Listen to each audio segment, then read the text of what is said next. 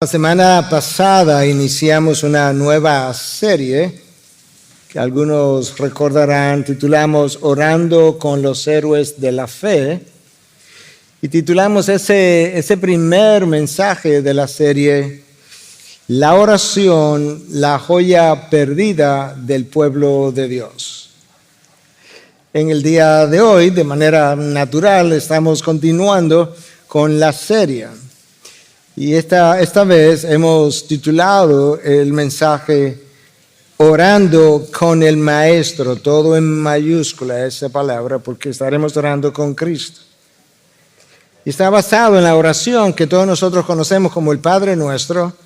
En inglés es más como the Lord's Prayer o la oración del Señor, pero en realidad esta no es la oración del Señor, esta es la oración de los discípulos, porque en la misma oración se habla de que nos perdone nuestras deudas y Cristo no tenía deudas que necesitaban ser perdonadas, pero así se conoce. Esta es una de las oraciones o la oración más conocida, más famosa quizás en toda la historia de la cristiandad y de hecho de toda la historia redentora.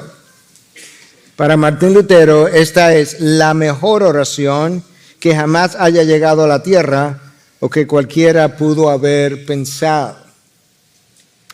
Para Calvino, en el Padre Nuestro, el unigénito de Dios suple las palabras para nuestros labios, de manera que nuestras mentes no tengan que estar divagando. Y así ha habido una serie de citas dichas, escritas por diferentes teólogos del pasado. Mi cita favorita es esta del teólogo puritano Thomas Watson, que dice: la exactitud de esta oración está relacionada a la dignidad del autor.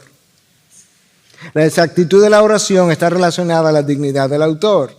Y Watson agrega: una obra tiene el elogio de su artífice, y esta oración tiene el elogio de su autor. De la misma manera que la ley moral de Dios fue escrita con el dedo de Dios, los 10 mandamientos, de esa forma esta oración salió de los labios del Hijo de Dios.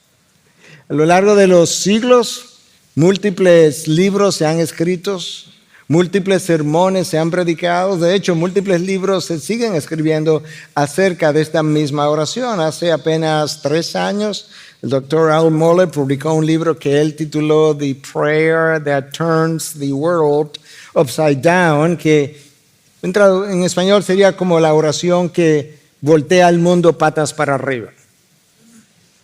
Apenas hace unos días salió el libro de Kevin DeYoung, que yo tuve la oportunidad de endosar, y su título es simplemente The Lord's Prayer, o la oración del Señor, y el subtítulo es Aprendiendo de Jesús el por qué, el qué y el cómo orar. Esta oración ha ganado su nombre no por lo extensa que es, no por lo sofisticado de su lenguaje, no por ninguna otra cosa que no sea las grandes verdades que comunica en poco tiempo, en pocas palabras, en contraposición a las largas oraciones y palabrería de los gentiles. De hecho, Cristo les dio a los discípulos esta oración sencilla y corta inmediatamente después que Él les había enseñado lo siguiente: no usen ustedes repeticiones sin sentido como los gentiles, porque ellos se imaginan que serán oídos por su palabrería, por sus largas letanías. Por tanto, no se hagan semejante a ellos, porque su Padre sabe lo que ustedes necesitan antes que ustedes lo pidan. En otras palabras, cuando vayan a orar, piensen bien lo que van a decir, cómo lo van a decir, porque en realidad vuestro Padre no necesita largas letanías. Sin embargo, para Jesús la oración fue algo prioritario. Y si lo fue para Él, tú pensarías que tendría que serlo para nosotros también, en la medida en que tú y yo tratamos de vivir por su causa y vivir para su honor. En el día de hoy, yo voy a tomar esta oración que todos conocemos y la voy a dividir en dos. Vamos a tratar de cubrir la primera mitad de la oración Y la próxima semana la segunda mitad. Lo vamos a hacer diferente a como lo hicimos hace 11 años atrás, donde tomamos el Padre Nuestro y tomamos una petición por cada mensaje y un mensaje para la introducción incluso. Pero esta vez yo he querido hacerlo diferente y darle una vuelta diferente y un abordaje distinto. Vamos a leer Mateo 6, del 9 al 10, o 9 y 10. Mateo 6, versículo 9 y 10. Ustedes pues oren de esta manera: Padre nuestro que estás en los cielos, santificado sea tu nombre, venga tu reino, hágase tu voluntad, así en la tierra como en los cielos. Si tú lees la versión de Lucas, el Sermón del Monte en Lucas probablemente fue predicado en otro lugar, porque en Lucas se dice que el Señor bajó al llano y allí le habló a las multitudes y tiene variantes significativas. En la variante o en la versión de Lucas, Lucas comienza en el capítulo 11, versículo 1 diciendo que aconteció que estando Jesús orando en cierto lugar, no dice dónde, pero en algún lugar X, cuando terminó, aparentemente sus discípulos estaban ahí con él, porque dice, cuando terminó le dijo uno de sus discípulos. Como que no hay descripción de que llegaron los discípulos o él fue donde ellos. Cuando terminó le dijo uno de sus discípulos, Señor, enséñanos a orar, así como Juan enseñó también a sus discípulos. Evidentemente, la reverencia con la que Cristo oró, o la frecuencia con la que lo hizo, o el tiempo que pasó orando en una ocasión toda una noche, o la manera como él lo hizo, llevó a los discípulos a concluir, la verdad, que aunque hemos estado orando, no sabemos cómo orar. Viendo al Señor, oyendo al Señor, nosotros no sabemos. Y a la luz de lo que vimos la semana anterior, yo creo que es posible que algunos hayamos concluido de manera similar, que hubiésemos dicho, la verdad que no sabemos cómo orar. De hecho, no sabemos qué orar. Eso es lo que Santiago nos dice. No tenéis por qué no pedir si en realidad no saben cómo orar, porque cuando piden no saben qué pedir. Cuando piden con deseos, ¿verdad? Para gastarlo en sus deseos. No sabemos por qué orar, no sabemos qué esperar al orar, no sabemos cuándo orar, no sabemos cuál es el propósito de la oración. No sabemos cuándo orar y luego simplemente esperar. Y tampoco sabemos cuándo orar e inmediatamente después actuar. Habiendo dicho todo lo anterior, yo quisiera iniciar con el análisis o la exposición de esos dos versículos. Lo primero que quiero enfatizar es cómo el Señor comienza. Dicen, oren de esta manera. El Señor no dice, oren esto, aunque no estaría mal que lo hiciéramos. El Señor no dice, esta es la única forma de orar. No, Él no le está dando tanto una oración, le está pasando un modelo, que en este caso consiste en una oración. Oren de esta manera. La pregunta inmediata sería, ¿de cuál manera? ¿Cuál es la manera en que nosotros debiéramos orar? Y yo creo que eso es importante. Todo lo que tiene que ver con Dios es importante. Yo no creo que Jesús estaba diciendo, oren de esta manera porque orar con Dios requiere un formato sofisticado. Pero tampoco creo que Jesús estaba diciendo, pero tampoco importa cómo oren. Es cierto que no hay un estilo, no hay un lugar, no hay una duración y no hay una oratoria. No, eso es cierto, pero hay una forma. Porque de lo contrario no diría, oren de esta manera. Quizás una forma de tratar de ilustrar lo que estoy tratando de decir es pensando en ocasiones cuando alguien te dice, mira, mi discrepancia contigo no es en el fondo, sino en la forma. En otras palabras, en el fondo tú y yo estamos de acuerdo, es la forma como lo has dicho, lo has escrito. Bueno, cuando tiene que ver con Dios, el fondo importa y la forma importa. No las palabras, no el estilo, no la oratoria, no lo sofisticado. Pero la oración de Jesús tiene una forma y tiene un fondo. Y yo creo que eso es importante. Nosotros tenemos diferentes niveles de vocabularios, el Señor entiende eso.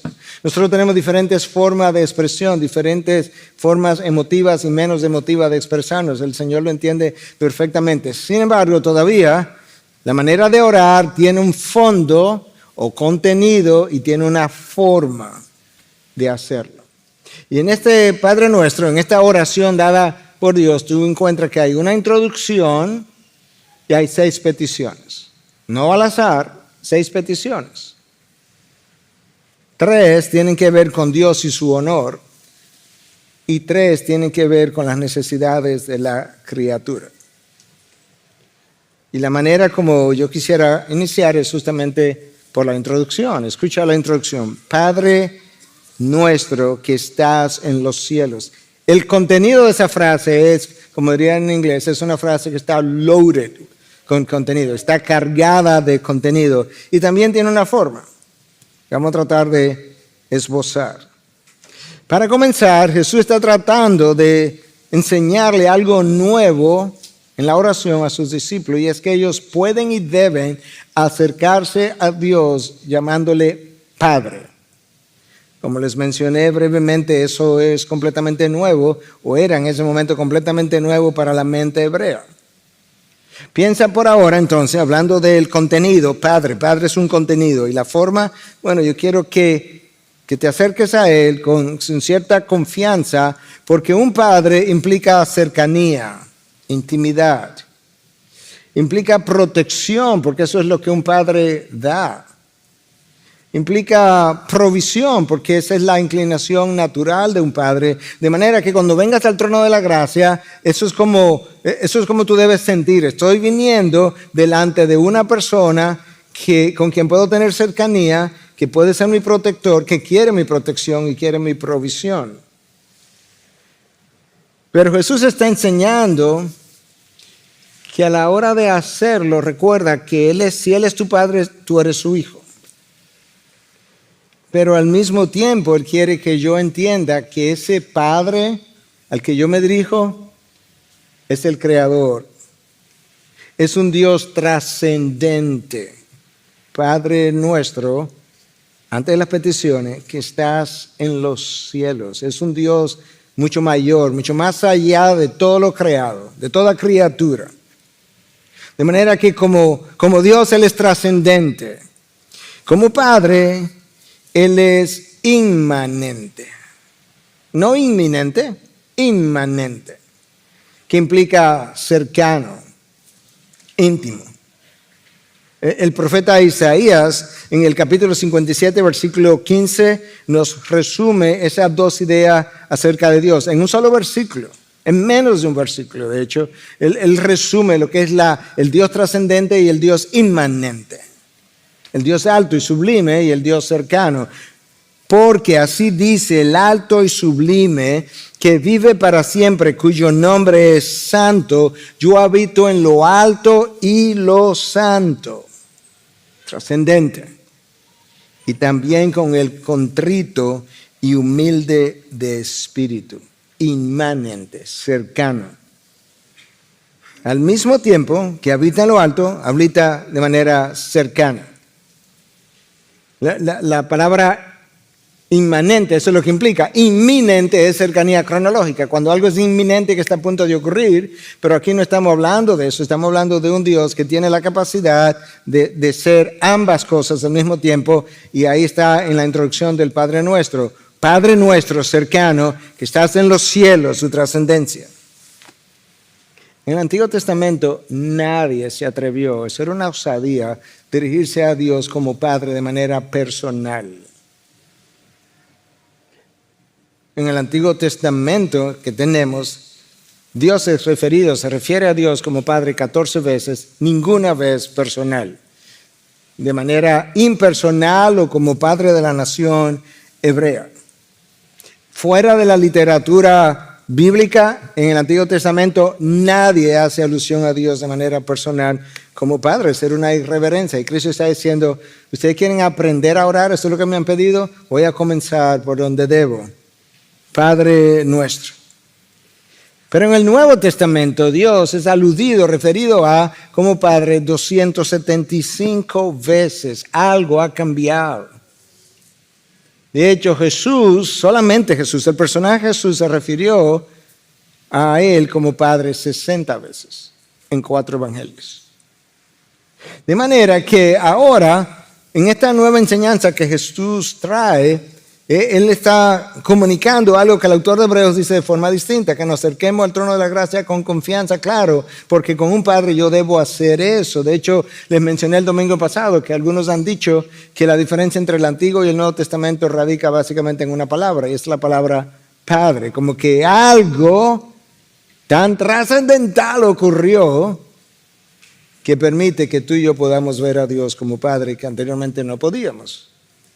La palabra ahí en esa oración inicial es Abba, es una palabra aramea que implica cariño. Es como la palabra padre, pero con cariño, es como papá.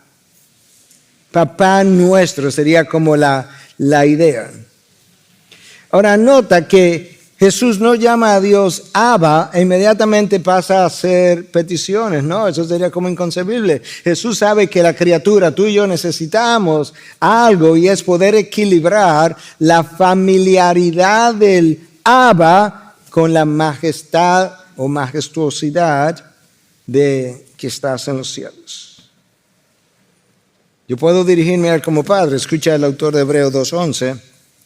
Porque tanto el que santifica como los que son santificados son todos de un Padre. Por lo cual Él no se avergüenza de llamarlos hermanos. Esto es como ocurre. Por medio de la regeneración, Cristo me hizo su hermano. Y por medio de la adopción, Dios me hizo su hijo. Wow.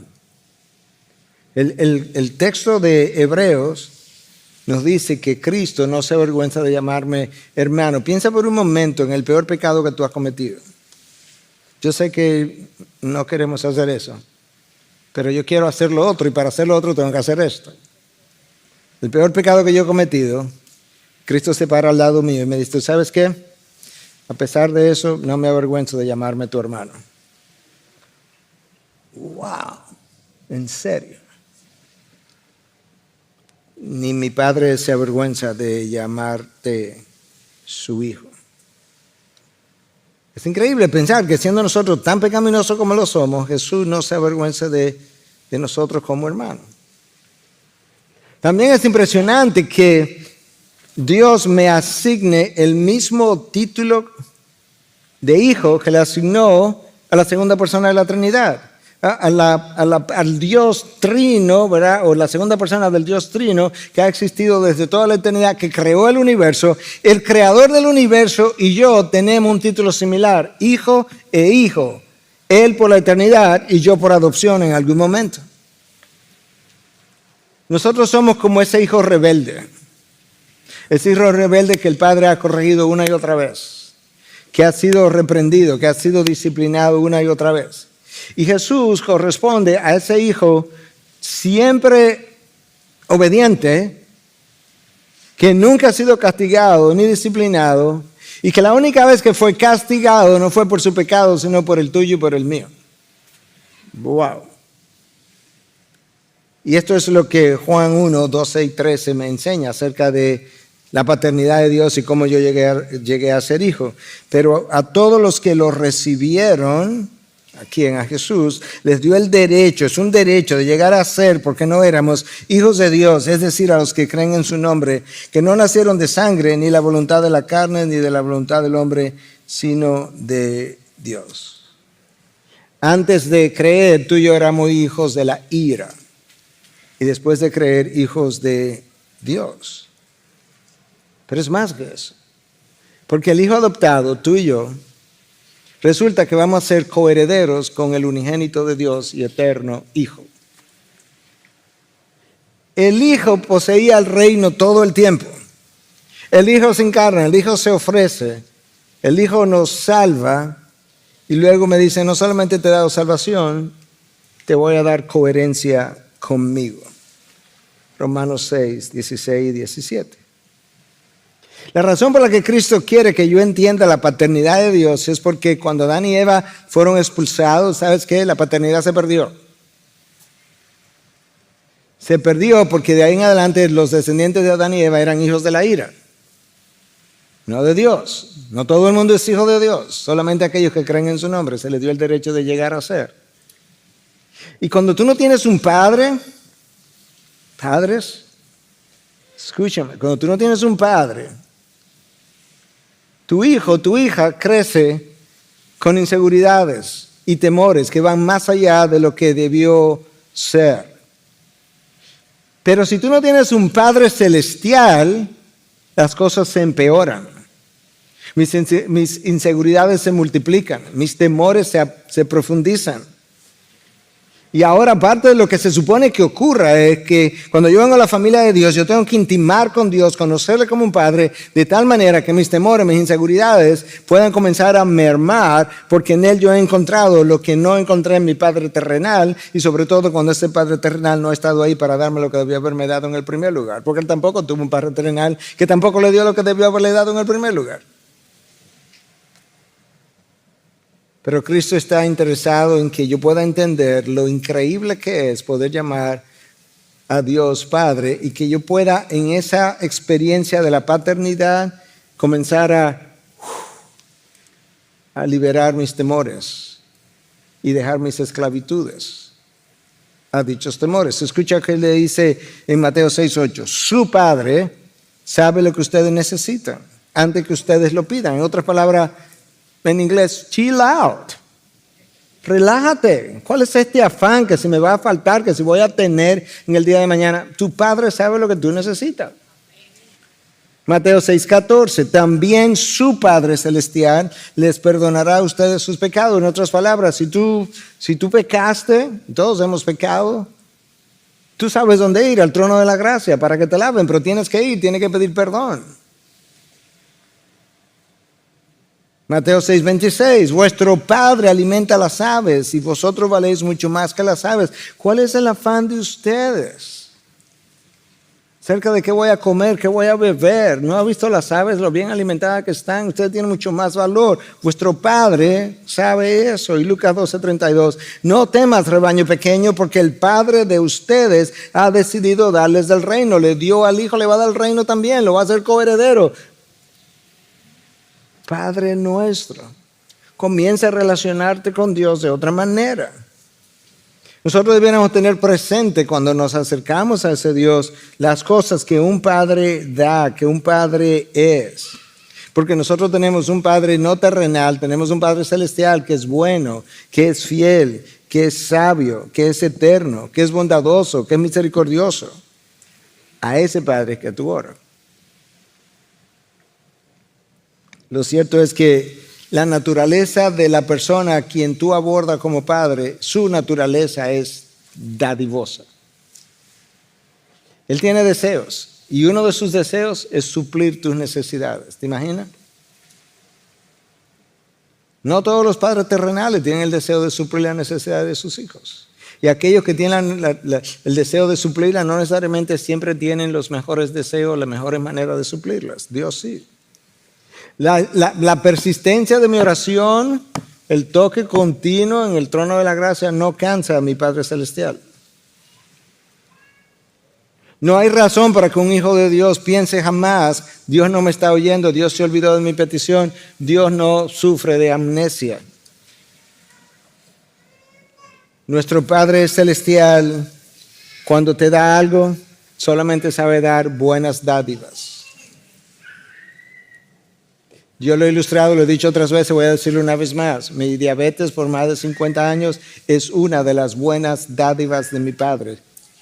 Yo no tengo que entenderlo, yo lo que tengo que conocer es que Dios es bueno. Y si Dios es bueno, yo no puedo recibir absolutamente nada malo de un Dios bueno. Nuestro Padre Celestial es superior a nuestros padres terrenales. Así son sus dádivas. Nuestro Padre es tan increíblemente bueno que no solamente me dio a su Hijo, no solamente me dio su palabra, me dio su Espíritu y lo puso dentro de mí. Y Jesús dice, cuando vayan a orar, oren de esta manera. En otras palabras, oren con confianza, oren con fe, oren esperando, porque quien lo escucha es Padre nuestro. Ahora Jesús no dice, bueno, y ahora comiencen a pedir. No, antes de seguir para las peticiones, esto tiene un formato, tiene un fondo, tiene una forma, que estás en los cielos. Esa frase está ahí para ayudarme a mí a entender que yo necesito hacer esto de forma reverente, de forma honrosa. Esta frase está ahí para poner a Dios en su lugar y ponerme a mí en el suyo, para poner al Creador donde corresponde y a la criatura después. De hecho, esa frase protege a los hijos de Dios.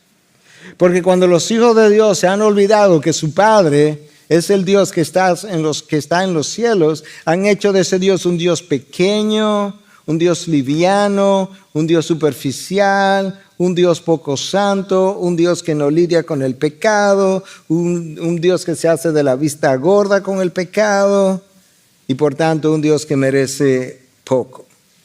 Pero cuando eso ocurrió en el pasado, Dios tronó desde los cielos y dejó ver que Él sigue siendo el Dios alto y sublime y santo desde toda la eternidad. De manera que esta frase, Padre nuestro que estás en los cielos, protege la integridad del pueblo de Dios. Y es por eso que Cristo está siendo cuidadoso para que podamos entender de qué manera, oren de esta manera, de qué manera yo debo aproximarme a Dios. Y luego Él entonces pasa a las peticiones. Y la primera de ellas es, santificado sea tu nombre.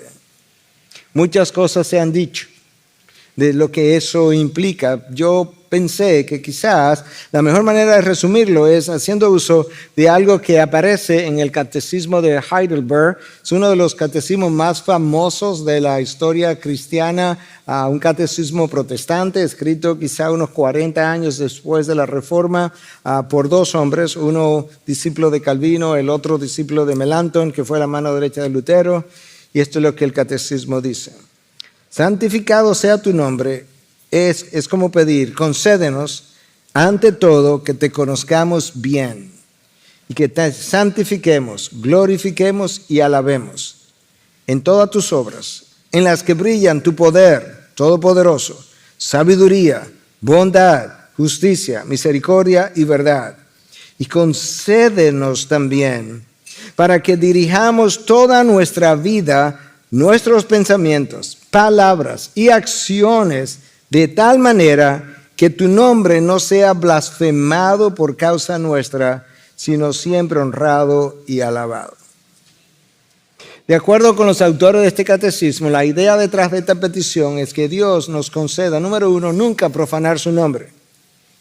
Y por otro lado, que nosotros podamos tratar a Dios con pensamientos o con reverencia en nuestros pensamientos, palabras y acciones. ¿Te imaginas que esa fuera una manera de tú y yo vivir? ¿Cómo cambiaría nuestros estilos de vida? Es que no solamente mis acciones van a reverenciar el nombre de Dios, pero mis palabras también. Y no solamente mis acciones y palabras, pero mis pensamientos, que nadie escuche, lo van a reverenciar también. En otras palabras, que mi vida refleje su carácter, que mi vida refleje su gloria. Y la razón por la que yo tengo que pedir eso es porque tú y yo necesitamos ayuda para santificar el nombre de Dios. Tú y yo necesitamos ayuda y no pequeña si vamos a vivir de esa manera. Todos los días, todo el tiempo, todas las horas. Y tengo que entender entonces que cuando Dios alude a la santificación de su nombre, no es como de la manera que tú y yo pensamos acerca de un nombre. Un nombre no es simplemente como la gente me conoce. En el contexto hebreo no era así, en el contexto de Dios mucho menos. El nombre de una persona con frecuencia hablaba de su carácter, de su esencia, de quién él era. Representaba algo que los padres querían que él llegara, que la persona llegara a ser o quizás que ya era. Y tú puedes ver eso a lo largo de la Biblia. Esa es la razón por la que el salmista escribe en el Salmo 138:2 que Dios ha engrandecido su nombre y su palabra por encima de todo. ¿Por qué Dios hizo eso? Porque su nombre habla de su esencia, de quién Él es. Y su palabra habla de su autoridad y de su fidelidad. Escucha lo bien que el salmista entendía la importancia que tiene para Dios su nombre y para nosotros también. En el Salmo 25:11 él dice, oh Señor, por amor de tu nombre, perdona mi iniquidad, porque es grande. No es curioso que el salmista no dice, Señor, porque soy criatura débil, emocional, porque estaba bajo presión, porque estaba pasando por un mal momento en mi vida. No, él está aludiendo a su nombre. Por amor de tu nombre, tú tienes una fama de Dios perdonador, de Dios fiel, misericordioso, bondadoso. Por amor a tu carácter representado en tu nombre, perdona mi iniquidad, ten piedad de mí. Salmo 143:11. Por amor a tu nombre, Señor, vivifícame. Por tu justicia, saca mi alma de la angustia. Señor, he estado en angustia y yo te pido, yo sé que yo soy el culpable, soy el responsable de caer en tal angustia, pero yo te pido que por amor a tu nombre, la reputación de tu nombre, la reputación que tú tienes de Dios que mira con compasión al que está en necesidad, yo te pido que me mires con ojos de piedad. Es eso lo que está en el nombre de Dios en la mente del salmista. Escucha cómo Daniel 9, haciendo una oración nacional por la condición del pueblo, en el versículo 19, como dice, oh Señor, escucha, Señor, perdona, Señor, atiende y actúa. No tardes por amor de ti mismo, Dios mío, porque tu nombre se invoca sobre tu ciudad y sobre tu pueblo. ¿Qué es lo que Daniel está diciendo? Señor, yo te pido que tú hagas algo por este pueblo. El pueblo ha pecado, el pueblo ha quedado en una condición horrible, merece juicio, pero ¿sabes qué? El problema es que sobre ese pueblo se invoca tu nombre. Y cuando los gentiles ven al pueblo sobre el cual se invoca tu nombre y ven la condición en que ellos están, ellos no concluyen buena cosa acerca de ti, de manera que yo te pido que tú intercedas, que hagas algo por este pueblo, por amor de tu nombre, que no lo dejes caído porque el pueblo lo ha dejado caer. Los diferentes nombres de Dios hablan de cuál es la reputación que Dios ha construido para su nombre. Dios ha construido una reputación sobre su nombre. Dios no necesitaba construir una reputación, pero nosotros sí. Y Dios ha construido una reputación. En un momento dado, Él dice que su nombre era Yahweh. En otro momento, Yahweh, el Dios autosuficiente, el Dios que no necesita nada ni nadie. Elohim, el Dios creador de los cielos y la tierra, el Dios que abrió su boca y la nada lo produjo todo. El Shaddai, el Dios todopoderoso, el nombre preferido en el libro del Génesis. El Dios que no conoce nada imposible. Él ha construido en él la reputación de su nombre. ¿Qué hay en un nombre?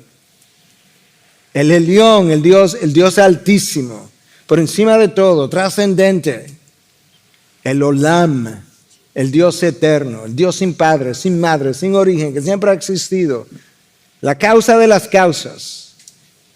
El Dios que tiene vida en sí mismo. El Dios que nunca ha dejado de ser. No ha habido un solo momento de la eternidad donde Dios no haya sido el Olam. Dios dio todos esos nombres para que entendiéramos qué hay en un nombre. Y ese es el nombre, predominantemente en el Padre Nuestro es el nombre Yahweh, el nombre propio de Dios, pero todos estos nombres Dios los usó para identificarse con ellos y que yo pudiera conocer algo más de Él. Ese es el nombre que Dios nunca dejará caer. Ese es el Dios que cuando una nación lo deja caer, Dios jura levantarlo. Escucha en Ezequiel 36. Escucha lo que dice Ezequiel, escribiendo desde Babilonia, en el exilio, donde Él, Dios, está dando testimonio a través de este profeta de qué es lo que ha pasado con su nombre y qué es lo que Él va a hacer. Versículo 19 al 23. Los esparcí entre las naciones y fueron dispersados por las tierras. Conforme a sus caminos y a sus obras los juzgué. ¿Por qué? Cuando llegaron a las naciones a donde fueron, profanaron mi santo nombre. Porque de ellos se decía, estos son el pueblo del Señor y han salido de su tierra. Cuando ellos se fueron a las naciones y vivían como paganos y vivían en inmoralidades, la gente los veía y decía, estos son el pueblo del Señor. Tanto así que salieron de su tierra. Pero yo he tenido compasión de mi santo nombre. Yo he tenido compasión de mi santo nombre, que la casa de Israel había profanado entre las naciones donde fueron. Por tanto, di a la casa de Israel, así dice el Señor Dios, no es por vosotros, casa de Israel, que voy a actuar. No, yo no voy a actuar por ustedes. Ustedes no merecen mi misericordia, no merecen mi piedad, no merecen mi perdón. No es por casa de ustedes que voy a actuar, sino por mi santo nombre que habéis profanado entre las naciones a donde fuisteis. ¿Y qué es lo que va a hacer? Bueno, mi pueblo dejó caer mi nombre. ¿Y tú qué vas a hacer? Versículo 23. Vindicaré la santidad de mi gran nombre, profanado entre las naciones. Yo voy a limpiar mi nombre, el cual vosotros habéis profanado en medio de ellas. ¿Y cómo lo va a hacer? Entonces las naciones sabrán que yo soy el Señor, declara el Señor Dios. ¿Cuándo? ¿Cómo? Escucha. Cuando demuestre mi santidad entre vosotros a la vista de ellas. Cuando yo juzgue a mi pueblo entre las naciones, entre las cuales ellos profanaron mi nombre, cuando yo los juzgue y las naciones alrededor vean lo que yo he hecho con ellos, entonces ellos sabrán quién yo soy, porque por el estilo de vida que ellos han vivido, ellos no podrían saber que yo soy. Yo voy a levantar mi nombre entonces. Esa es la petición. Señor, santificado sea tu nombre. Permítenos vivir de acuerdo al nombre que se invoca sobre nosotros. No vaya a ser que nos ocurra cosas como ocurrieron con el pueblo de Israel. Y como estas cosas se escribieron para nosotros, viendo el panorama mundial, yo quiero básicamente leerte este párrafo porque quiero ser cuidadoso. Y no quiero decir una cosa por otra, pero escuche con relación al texto de Ezequiel y a nuestros días. Ese nombre del que estamos hablando es el nombre que la iglesia de Cristo en algunos lugares ha dejado caer en medio de las naciones en esta generación. Por eso hoy sufre las consecuencias. Cuando una nación, y peor aún, cuando la iglesia en esa nación deshonra el nombre de Dios una y otra vez, Dios le da la espalda a esa nación. Sobre todo cuando esa nación ha sido bendecida por Dios, ha alcanzado un sitial especial entre las naciones, como ocurrió con Israel en la antigüedad. Y luego esa nación decide pisotear los valores de nuestro Dios y sus ordenanzas, Dios le da la espalda a esa nación. El que tenga oídos que oiga lo que el Espíritu dice a las iglesias. No es por accidente que esta petición es la número 1. Santificado sea tu nombre. En el texto de Ezequiel que yo acabo de leer son 5 versículos y en 5 versículos 4 veces Dios alude a su santo nombre y alude al hecho de que Él va a reivindicar su nombre. Y uno de los 10 mandamientos fue dado precisamente para proteger la integridad del nombre de Dios. ¿Te imaginas que Dios levanta una nación, le da una constitución, las primeras 10 leyes importantes de esa constitución tienen que ver con el carácter de Dios y Dios decide escoger uno de los 10 mandamientos para proteger la integridad de su nombre? No tomarás el nombre de Dios en vano. Eso no es simplemente que no jures en nombre de Dios, como frecuentemente se ha enseñado. No. En el contexto hebreo, no tomar el nombre de Dios en vano es no vaciarlo de su contenido. De manera que con frecuencia cuando tú oyes en la radio, en la televisión, en los tweets, en las redes sociales, que la gente usa el nombre de Dios pero no vive conforme a la santidad de su nombre, han profanado el nombre de Dios, lo han tomado en vano. El peso que esta petición tiene, para ser la número uno, es que ninguna otra petición será respondida si esta no está siendo llevada a cabo. Si el nombre de Dios no está siendo santificado en mi vida, yo no debo contar con que responda ninguna del resto de las peticiones. Es como un hijo es como un padre que tenga un hijo rebelde y en su rebeldía él lo bendiga y lo bendiga y lo bendiga y le dé cada cosa que el hijo pida. No tendría sentido, lo está dañando.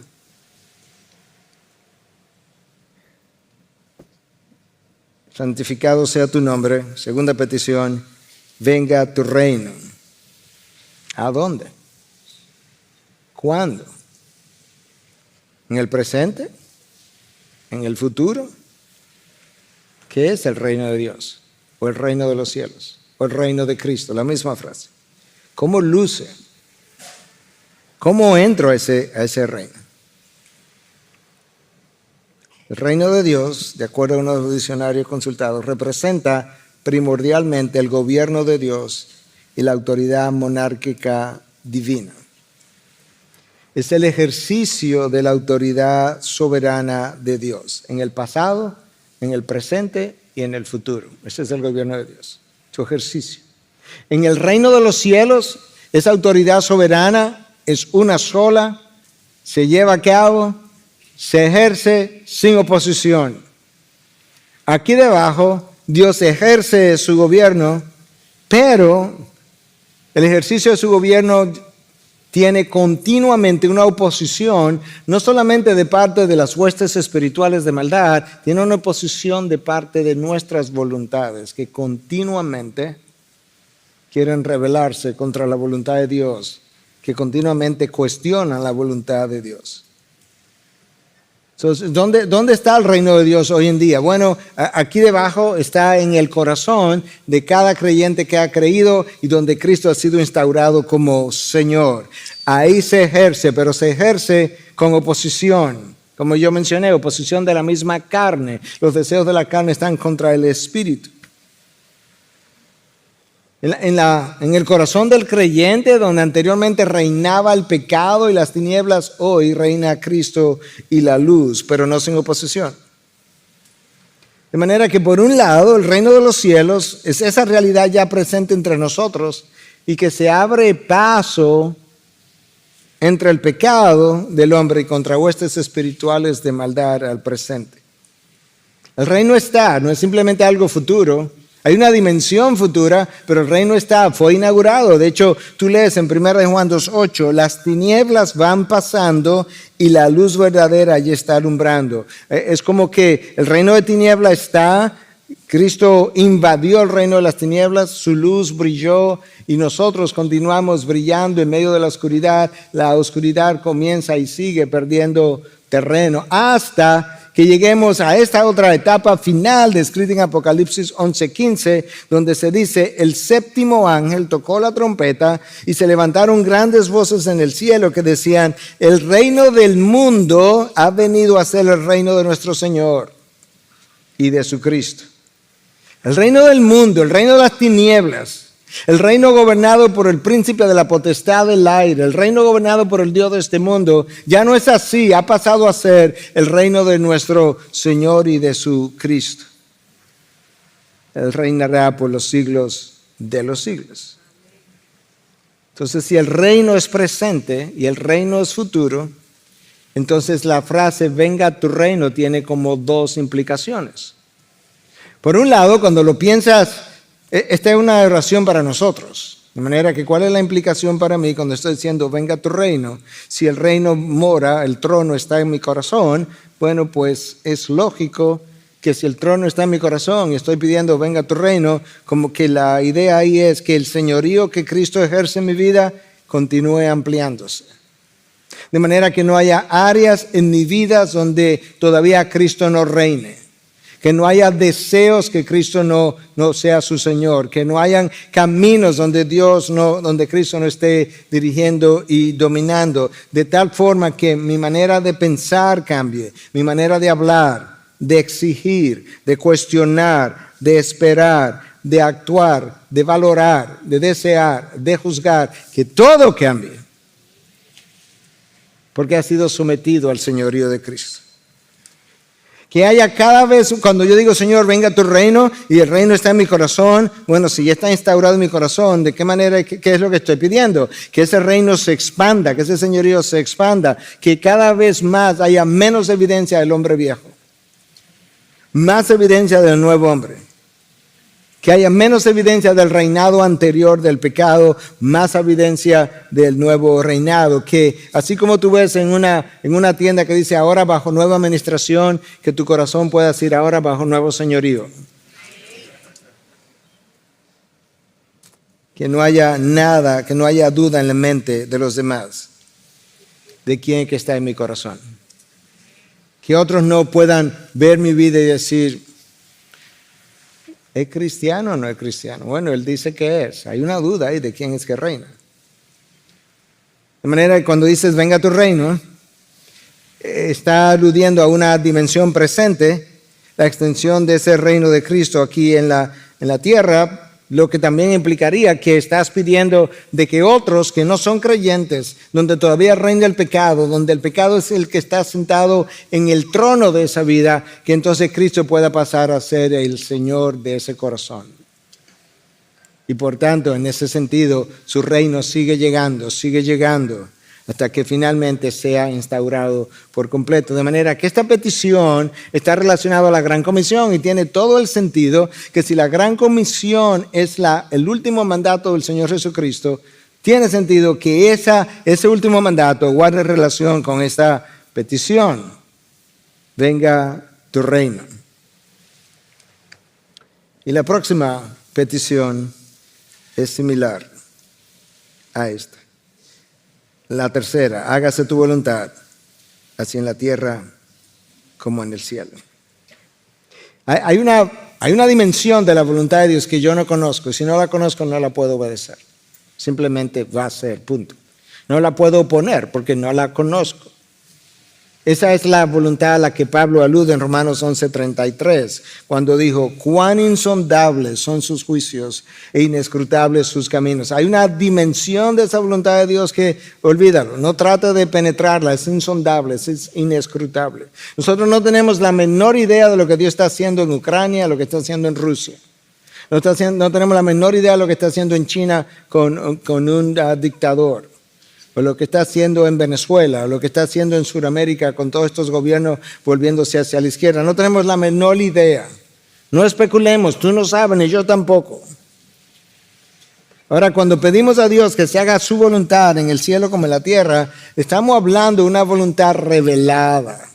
Estamos hablando de una voluntad que yo puedo oponerme, que yo puedo hacer o no hacer. Estamos hablando de una voluntad que Dios dice, bueno, ahí está mi voluntad revelada, esa es la que tienes que seguir, esa es la voluntad que tiene enormes implicaciones para mi vida cristiana.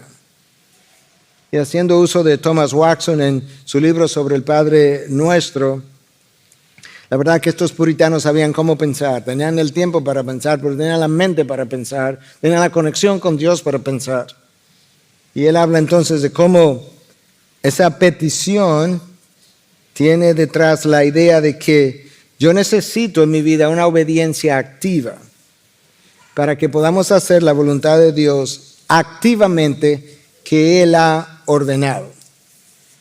Esto es como Cristo en el huerto de Getsemaní. Hágase tu voluntad y no la mía. Él está activamente persiguiendo una voluntad revelada que era el Calvario, lo tienes de frente. Y al mismo tiempo hay una voluntad pasiva, dice Watson, que tiene que ver con el sometimiento de mi vida a las aflicciones que Dios determina para mí. Y que lo voy a hacer pacientemente. De manera que no me voy a rebelar, no me voy a irar, me voy a molestar, Voy a ser como Cristo. Voy a buscar activamente que pase de mí esta copa, pero pasivamente voy a tomarme la copa. Si eso es lo que Dios ha decidido, Dios Padre ha decidido para mí. Ahora escuche, si su voluntad es buena, es agradable y es perfecta, si tú la crees, ¿por qué es que no ponemos tanto a su voluntad? ¿Por qué es que cuestionamos tanto su voluntad?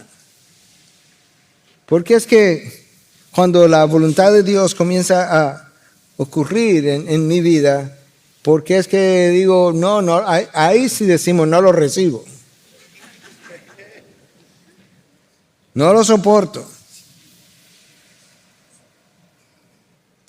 Yo creo que tú puedes hacer, como dijimos, tú puedes hacer un mensaje de cada petición. Lo hicimos hace 11 años atrás. Pero le dimos otro giro, le dimos otro abordaje. Esta vez yo he querido unir estas peticiones porque cuando las peticiones son unidas como que adquieren un peso mucho mayor. Entonces cuando yo estoy diciendo, venga a nosotros tu reino, hágase tu voluntad en la tierra como en los cielos, ¿qué es lo que debiera estar pensando? Bueno, debiera estar pensando como Cristo en el Getsemaní. ¿Qué estaba Cristo pensando? Bueno, la voluntad de mi Padre es perfecta, pero como es mi Padre, yo puedo con confianza ver si hay un chance. Padre, ¿es posible que pase de mí esta copa? Ahí está la idea del Padre. Con confianza, yo te voy a decir cómo yo siento ahora. Estoy en angustia. Mi alma está angustiada hasta la muerte, dijo Cristo. Se lo puedo decir a mi Padre. Pero como mi Padre también Cristo está actuando, recuerda, como ser humano, en representación mía. Como mi Padre también es alto y sublime, pues que se haga tu voluntad y no la mía. Y yo me someto pasivamente a tus designios. Ahora, para cerrar, escucha cómo Thomas Watson nos anima, nos motiva a pensar acerca de la voluntad de Dios para que cuando tú y yo oremos podamos pensar, wow, esto es lo que estoy pidiendo, esto es una petición extraordinaria. Escucha. Watson escribe, el gran diseño de Dios en su palabra, cuando tú abres la palabra, dice, ¿qué es lo que Dios procura? Es convertirnos en hacedores de dicha palabra. Toda la palabra tiene ese diseño, convertirme en un hacedor de su palabra. De manera que Dios no va a parar, no va a cambiar esa idea. Número 2, la meta de todas las promesas de Dios es llevarme a hacer su voluntad. Número 3, la porción de la palabra que representa una advertencia o una amenaza. Cuando Dios nos advierte, nos amenaza, si haces, haré, tiene la finalidad de alejarnos del pecado y de convertirnos en hacedores de su voluntad otra vez. El cuidado providencial de Dios, número 4, que Dios tiene por fin el que lleguemos a hacer su voluntad. ¿Tú sabes lo que es la providencia de Dios? El cuidado que Dios tiene sobre toda su creación. Pues ese cuidado que Dios tiene sobre toda su creación, que lo orquesta todo, tiene la finalidad de que yo llegue a hacer su voluntad. Y eso incluye, dice Watson, las aflicciones que son enviadas en mi dirección e incluyen las misericordias de Dios, tienen el mismo propósito. Número 5, al hacer su voluntad, nosotros mostramos que tenemos amor por Cristo o que no amamos a Cristo, porque Cristo dijo, si me amáis, obedeced mis mandamientos. Si me amáis, obedeced mi voluntad. Número 6, hacer la voluntad de Dios es para mi beneficio. En serio, pastor, porque es difícil. No, pero es para tu beneficio. Si la voluntad de Dios es buena, es agradable y perfecta, ¿cómo tú piensas que puede ser de otra manera? Es un beneficio, es un bien para ti. Número 7, hacer la voluntad de Dios es nuestro honor. Es un privilegio. Un privilegio, sí, es un privilegio.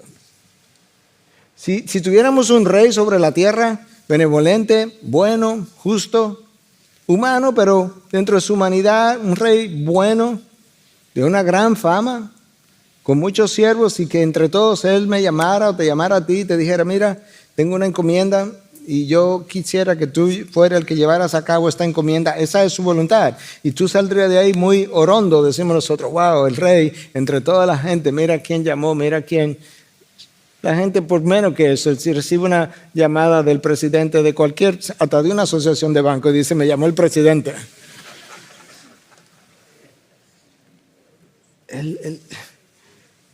Dios te ha dado una encomienda, y su encomienda es su voluntad. Nosotros debiéramos decir, wow, es un privilegio que Dios me haya encomendado a hacer su voluntad. Número 8, hacer la voluntad de Dios en la tierra nos hace semejante al carácter de Cristo. Nos va formando al carácter de Cristo. 9, hacer la voluntad de Dios en la tierra nos trae paz en la vida y en la muerte. ¿Te escuchaste? La gente tiene, porque veo pacientes continuamente, y la gente tiene todo tipo de ideas cuando está cerca y cuando está lejos de la muerte. Y la gente comienza a decirte, aun cuando no están enfermas, no, yo no quisiera terminar en una cama. No, porque esa no es mi voluntad. O sea, no acabamos de aprender que yo no estoy aquí para hacer mi voluntad. A mí me da, en buen dominicano, a mí me da cosa, nunca sé lo que es eso, que me da cosa. Me da cosa que otros tengan que atenderme y limpiarme. A mí no me da ninguna cosa. Si Dios quiere que yo sea instrumento para que otros crezcan a la imagen de Cristo y otros tendrán que limpiarme y bañarme y cargarme y alimentarme, eso es problema de Dios, no mío. Yo simplemente quiero hacer su voluntad hasta el último día de mi vida. La que Él quiera, la que sea donde Él quiera. Porque hacer su voluntad nos trae paz en la vida y en la muerte. Y número 10. Reconocemos a Dios como Señor, entonces debiéramos hacer su voluntad antes que cualquier otra voluntad. Cada acto de desobediencia es un acto en contra de la voluntad de Dios y en obediencia a la voluntad de otro, y frecuentemente ese otro soy yo. Cada acto de desobediencia es una oposición a la voluntad de Dios y es un acto que les rinde pleitesía a la voluntad de otros, y frecuentemente ese otro soy yo.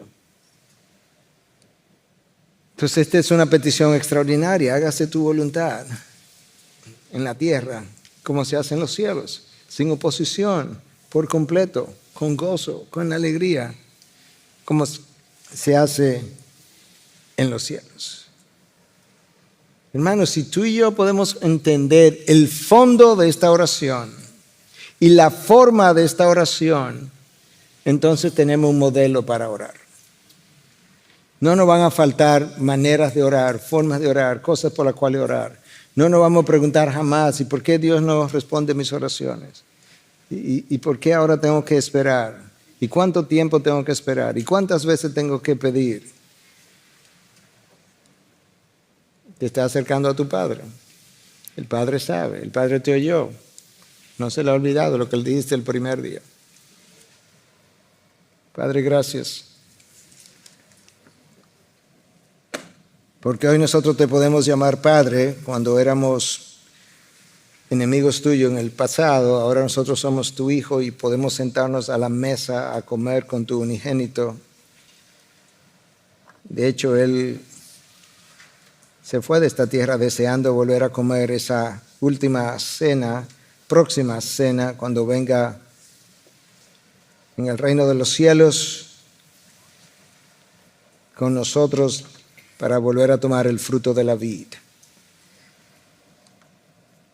Te damos gracias, Señor, porque aún en una oración breve tú nos enseñas grandes profundidades del reino de los cielos, de ti, de mí, de nuestra relación contigo, conmigo, o de ti conmigo. Te pedimos en el nombre de nuestro Señor Jesucristo que tú nos permita vivir cantando: venga tu reino. Que tú nos permita vivir deseando, hágase tu voluntad. Que tú nos permita vivir santificando tu nombre. Que tú nos permita orar continuamente y vivir incluso recordando que al mismo tiempo que tú eres nuestro Dios, el Padre nuestro, también eres el Dios que habita en las alturas. Que tú eres el Dios santo, alto, sublime. Pero el Dios que desciende y tiene y quiere intimidad con el contrito y humilde de corazón. Padre, gracias. Gracias por hacer de nosotros lo que somos. Gracias por seguir obrando en nosotros. Enséñanos a orar, porque ciertamente todavía no sabemos cómo orar. En Cristo Jesús hemos predicado, hemos orado. Su pueblo dice, amén, amén. Bendiciones.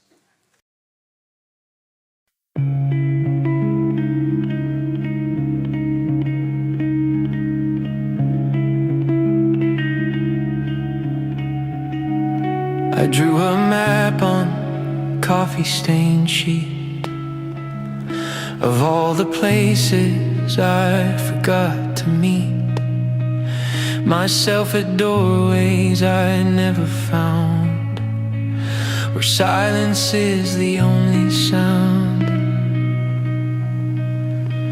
I marked an X where time stood still and circled places I couldn't feel. The roads were crooked, lined with light, but none of them turned out quite right. So many paths with no goodbye. So many days I passed me by. These are maps for the lost days, etched in fog and sideways rain. No compass points, just phantom lines leading back to stolen time. And if I trace them long enough,